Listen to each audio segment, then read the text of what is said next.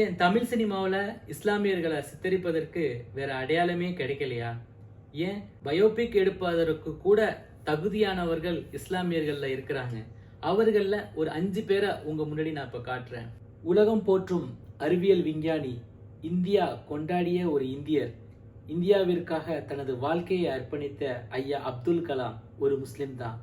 உலக புகழ்பெற்ற ஆஸ்காரை இந்தியாவிற்கு கொண்டு வந்த இசை புயல் ஏஆர் ரஹ்மான் ஒரு முஸ்லிம் தான். சுதந்திர இந்தியாவின் முதல் எஜுகேஷன் மினிஸ்டர் மௌலானா அபுல் கலாம் ஆசாத் ஒரு இஸ்லாமியர் தான். முதலில் வெளிநாட்டு மண்ணில் இந்தியாவிற்காக முதல் சதம் அடித்த சையத் முஸ்தாக் அலி இந்திய கிரிக்கெட் வீரர், இவரும் ஒரு முஸ்லிம் தான். இவருடைய பல சாதனைகளால் இன்னைக்கும் சையத் முஸ்தாக் அலி டிராபின்னு சொல்லிட்டு நடத்திட்டு வந்துட்டு இருக்கிறாங்க. Brigadier Mohammed Usman, lion of Nowshera, இவரை நம்மள பாதி பேருக்கு தெரியாது.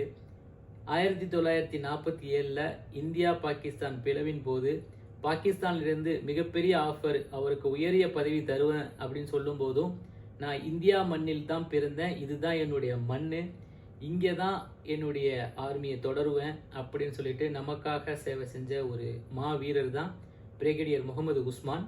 ஜம்மு காஷ்மீர் பகுதியில் நவ்ஷேரா பகுதியை பாகிஸ்தான் ஆக்கிரமித்த போது அவர்களிடமிருந்து அந்த பகுதியை இவரோட தலைமையில வென்று பாகிஸ்தானை துரத்திய ஒரு வீரர்.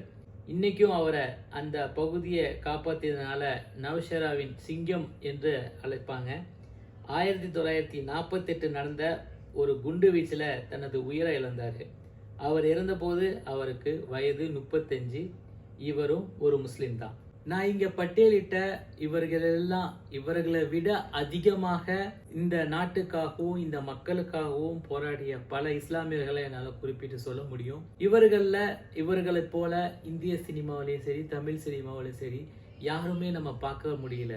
இப்ப நான் சொன்ன பட்டியலில் இருந்தவங்க யாராச்சும் வலபணிய, கழுத்துல தாயத்து, ஒரு கட்டை போட்ட லுங்கி, அப்படிதான் அவங்களுடைய தொழிலை ஆரம்பிச்சாங்களா? கண்டிப்பா இல்லை. ஆனா சித்தரிப்பதற்கு மட்டும் ஒரு கோமாளித்தனமான ஒரு விஷயம் அவங்களுக்கு தேவைப்படுது. என்ன பழக்கம் அது? என்ன பழக்கம் இது?